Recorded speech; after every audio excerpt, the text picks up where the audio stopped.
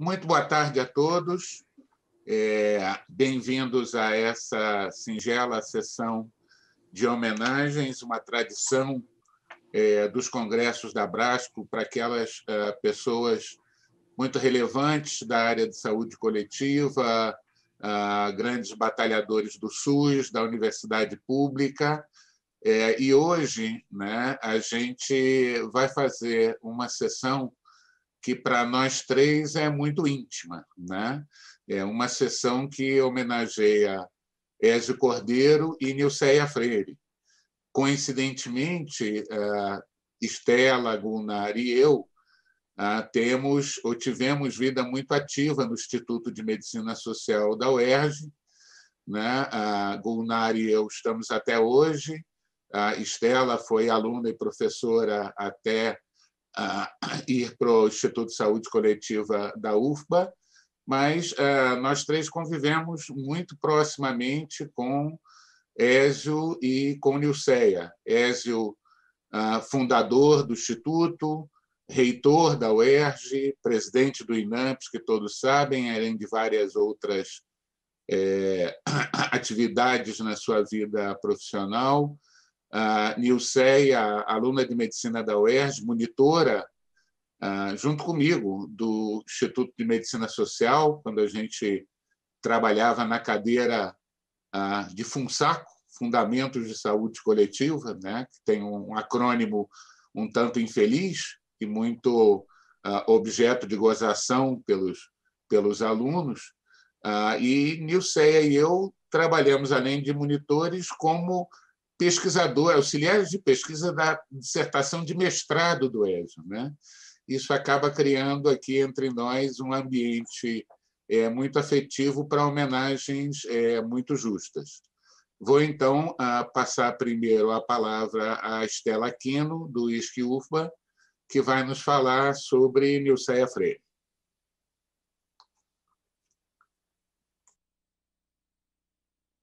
Show. Pronto. Em primeiro lugar, eu queria muito agradecer o convite que eu recebi.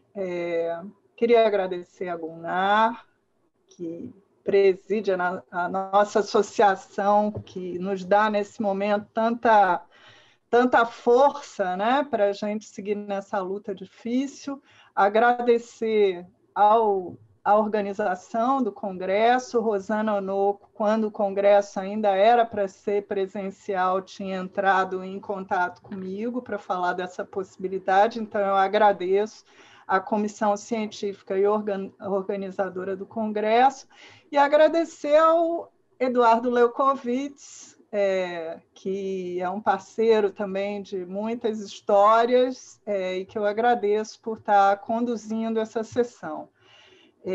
Eu queria dizer para vocês que eu vou compartilhar aqui minha apresentação.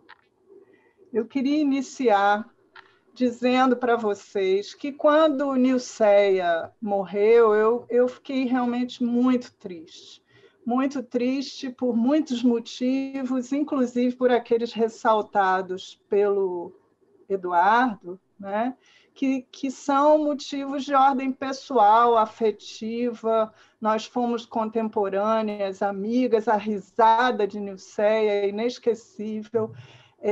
Mas a minha apresentação hoje, eu vou retirar um pouco essa emoção, porque senão eu acho que eu não consigo chegar ao final, né?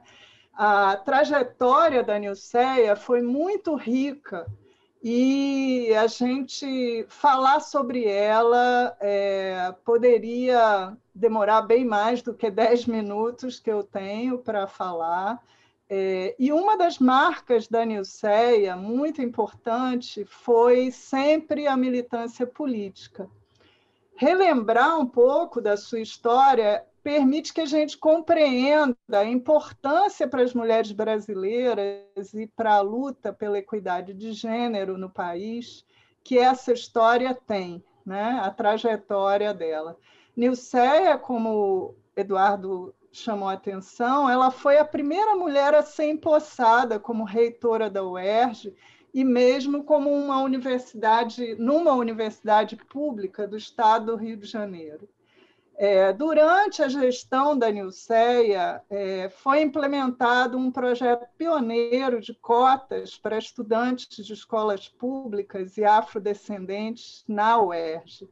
E, inclusive, em entrevista, Nilceia menciona a alegria dela de ver a universidade se colorir, a universidade apresentar sua diversidade e a contribuição que esses segmentos excluídos anteriormente trouxe para dentro da universidade.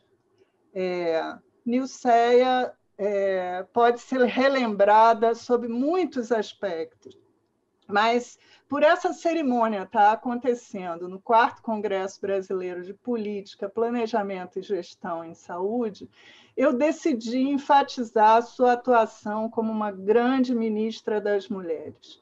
Ela foi nomeada pelo Lula no seu primeiro governo e permaneceu à frente da Secretaria Especial de Política para as Mulheres, com status de ministério, de 2004 a 2011.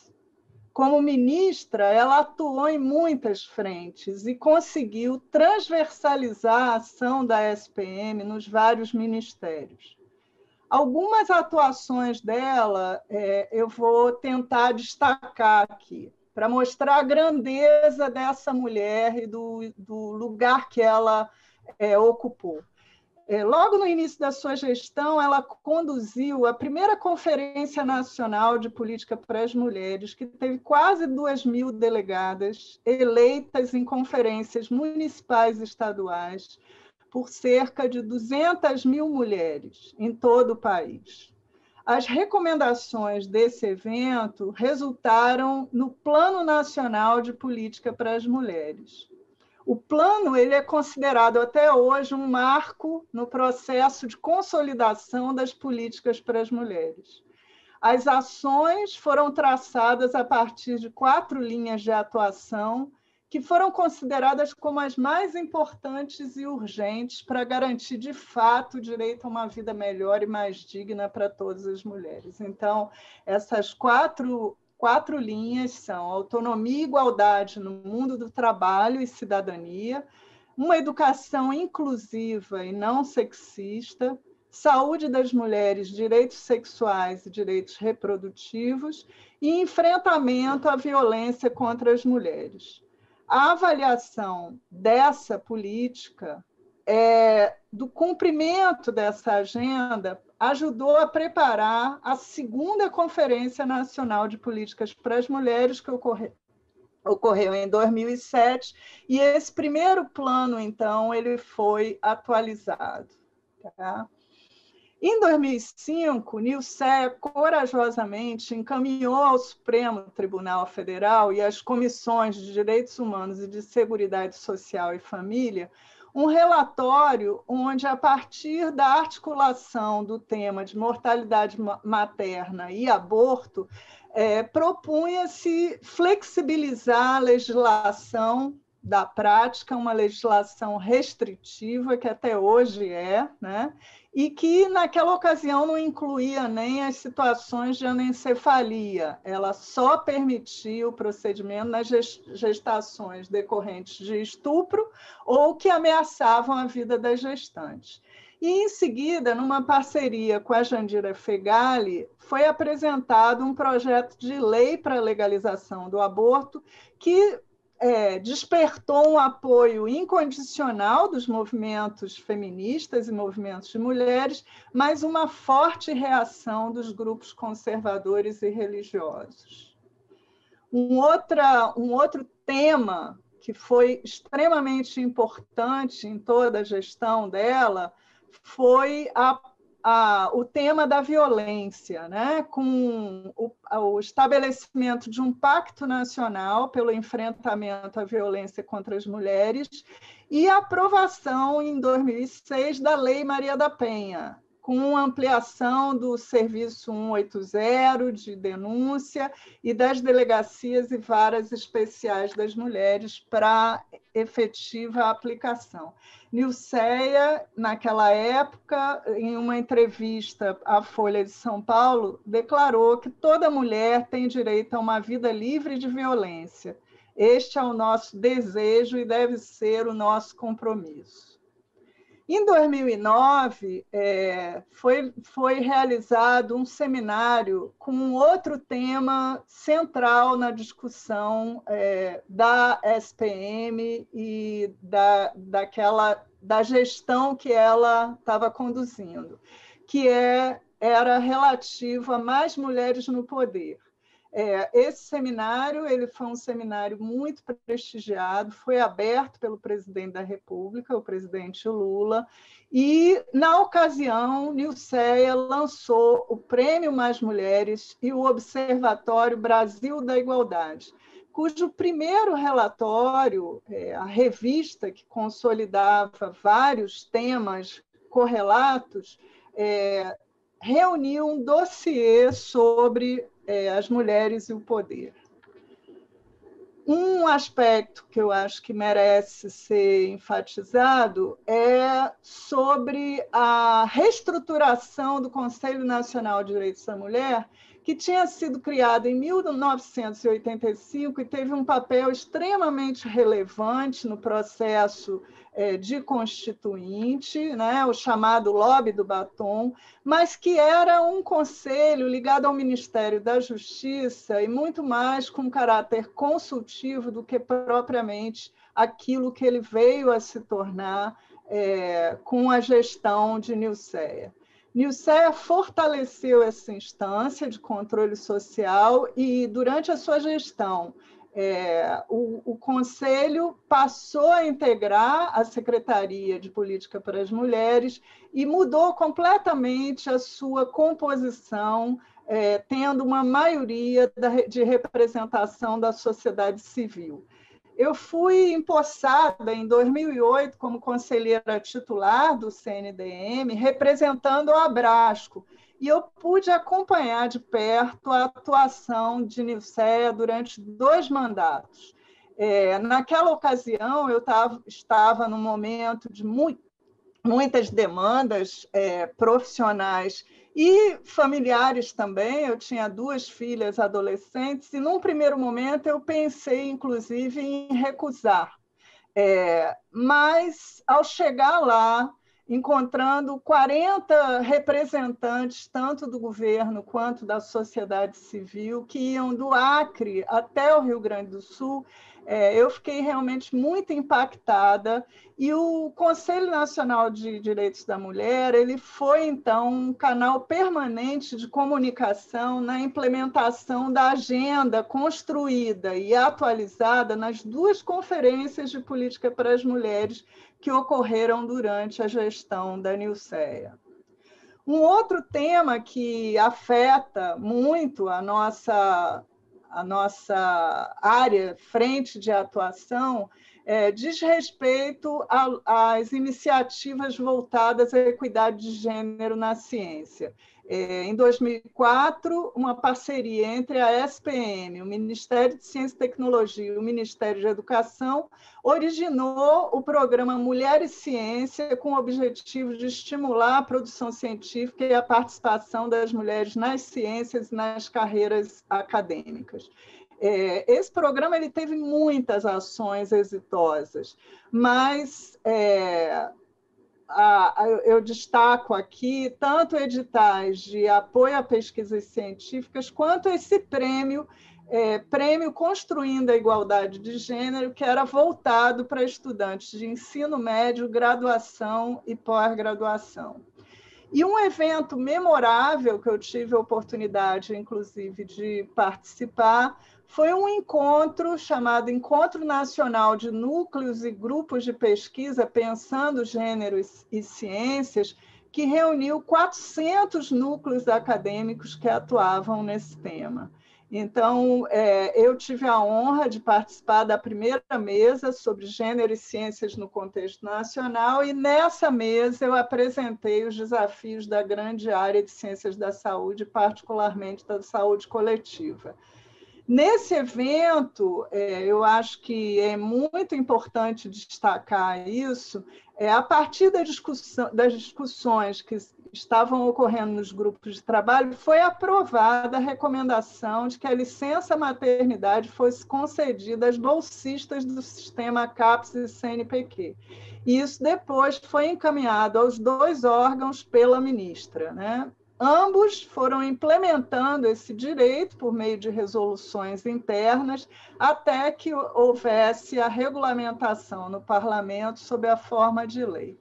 Então, por tudo isso, Nilceia nos faz muita falta, e essa homenagem é também a oportunidade de reafirmar os valores que ela defendeu durante toda a sua vida, especialmente nesse momento político marcado por retrocessos e perdas de direito. Um momento atravessado pela dor de uma crise sanitária profunda, que tem sido agravada pela ação genocida do governo federal, que aumenta e expõe as desigualdades sociais, raciais e de gênero, contra as quais a Nilceia sempre lutou. Numa entrevista belíssima que ela concedeu ao blog Agora que São Elas, ela declarou: eu trabalho e pretendo continuar trabalhando para eliminar a desigualdade que existe nesse país, que é, para mim, a expressão da injustiça que se comete com a cidadania. Por tudo isso, a sua vida será sempre uma inspiração para todas nós. Salve, querida Nilceia!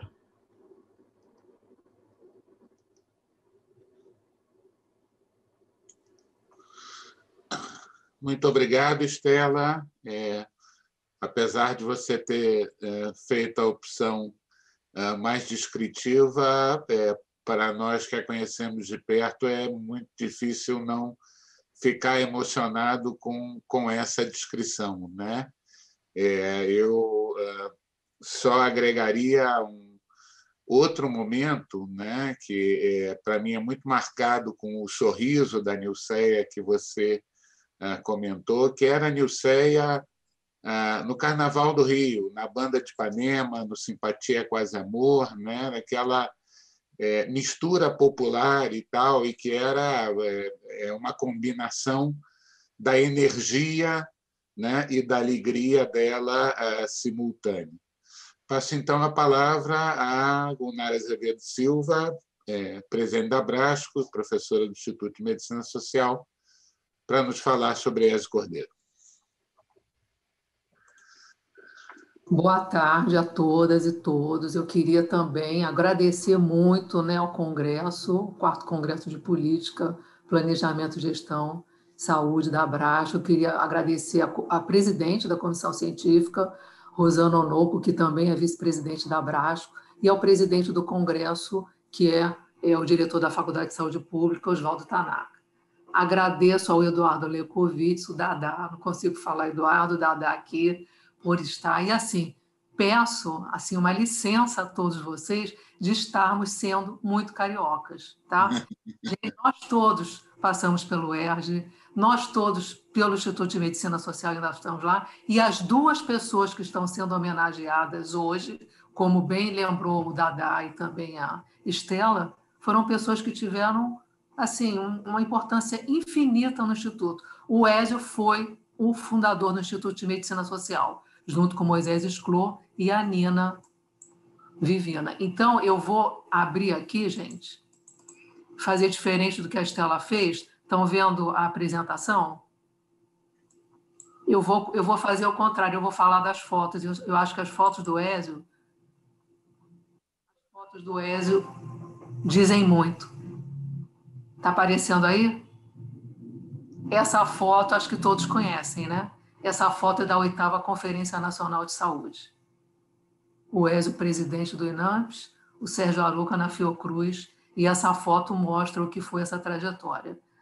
O Ézio não só, né, foi nosso professor, criou o Instituto de Medicina Social, como foi, e a gente tem chamado a atenção disso, um atuante ativista na formação, e ele falava sempre isso, na unificação do Sistema Único. Ele unificou, e a gente conhece a história, eu não vou falar da história, porque eu estou falando aqui no congresso que todos conhecem, mas o Ézio foi importantíssimo nisso. Ele era o presidente do INAMPS na época da unificação, da criação do SUS. Essa foto eu acho uma foto muito expressiva. O Ézio, ao mesmo tempo que ele fez, né, todo o trabalho, ele nunca abandonou a docência, isso aqui ele recebendo um prêmio no Instituto de Medicina Social.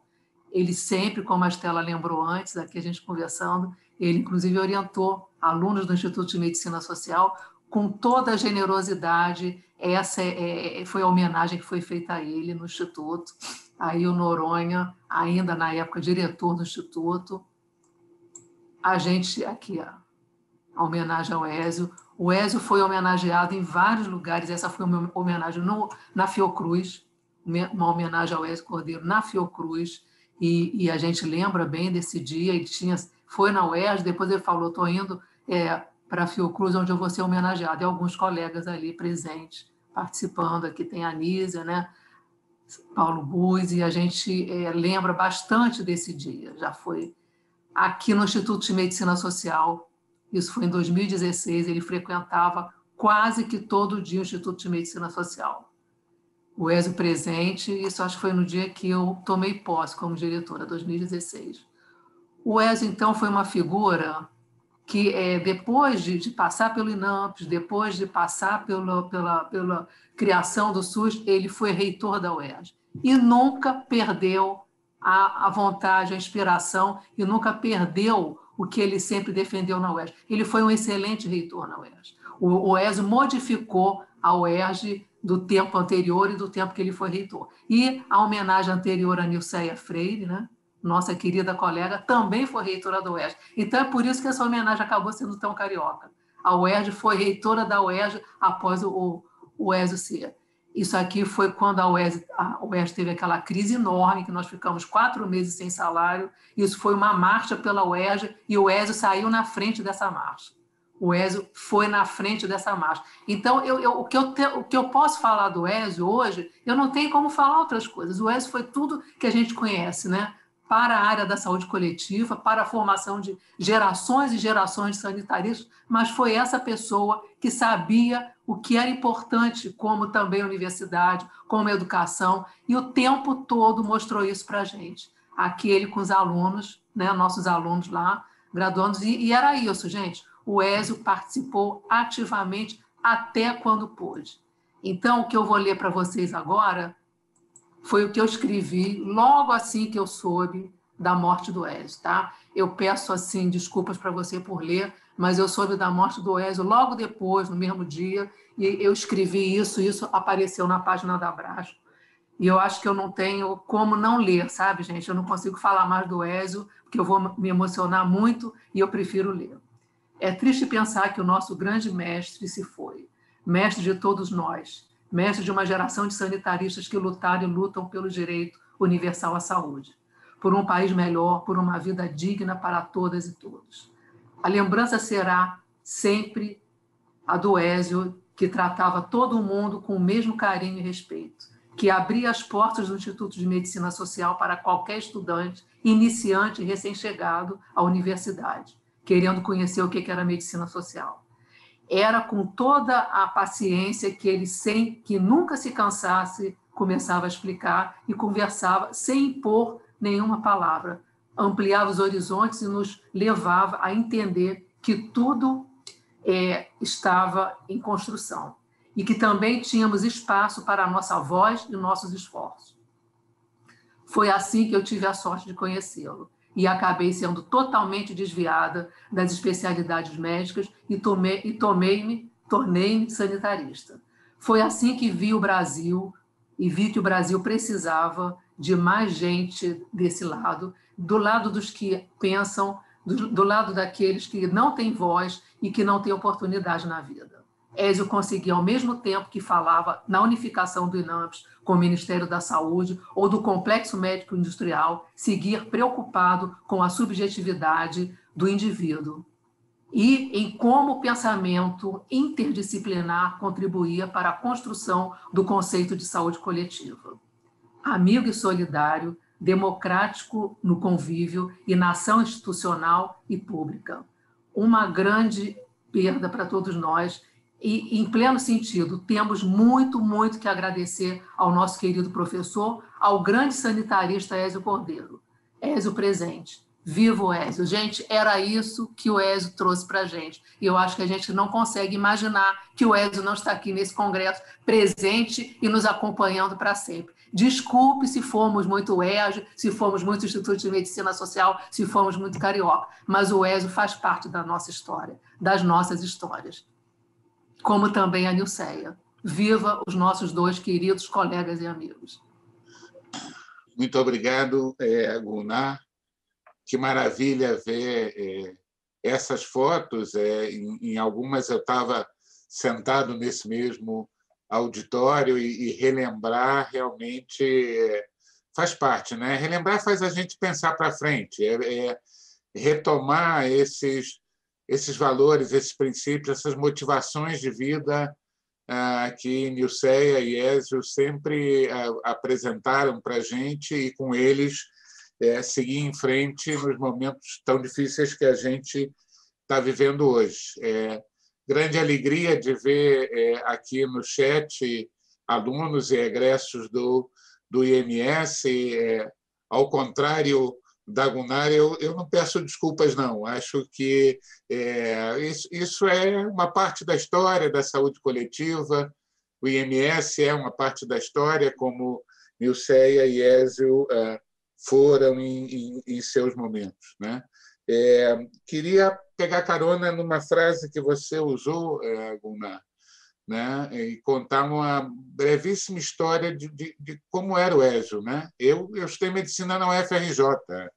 A distância do Fundão para Vila Isabel era enorme, né? A gente praticamente não tinha contato, até porque nós somos da geração que estudou em plena ditadura, né? Então os contatos eram muito complicados, eram quase de pessoas parentes ou de amigos próximos, né?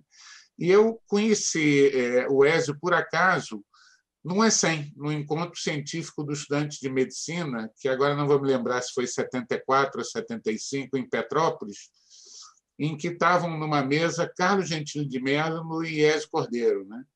E eu, que era um estudante de medicina absolutamente frustrado com as aulas de anatomia e fisiologia, escutei aqueles dois e disse assim, é isso que eu quero fazer. Acabei de descobrir o que eu quero fazer na vida, né? Então, 45 anos depois, né, o impacto deles determinou várias coisas. E eu esperei terminar, me aproximei da mesa, falei primeiro com o Gentili, né? E disse, professor, é isso aí que eu quero fazer, o senhor me ajuda? Ele falou, não, eu não tenho paciência, quem tem paciência é o Ézio, vai lá falar com ele. Né? E eu fui falar com o Ézio e ele fez exatamente isso que você descreveu. Ele simplesmente, sem nunca ter me visto antes, me disse, aparece lá no IMS para conversar. Né? Alguns meses depois, estava lá, depois monitor, depois auxiliar de pesquisa dele, e acabei nunca saindo, né? Acho que jamais teria feito a minha trajetória se não fosse o Ézio e essa gentileza dele, essa forma de tratar todas as pessoas, né? E acho que, coincidentemente, ele influenciou todos nós e influenciou muito a Nilceia, né? Nilceia e Ézio, na UERJ, compunham o mesmo grupo de pensamento, o mesmo grupo de atuação política que tantos reitores nos deram, que mudaram a cara da universidade. Acho que essa sessão foi muito merecida e muito bem representada. Agradeço a Estela e a Gunnar e sigamos adiante com o que Nilceia e Ézio nos ensinaram. Obrigado a todos.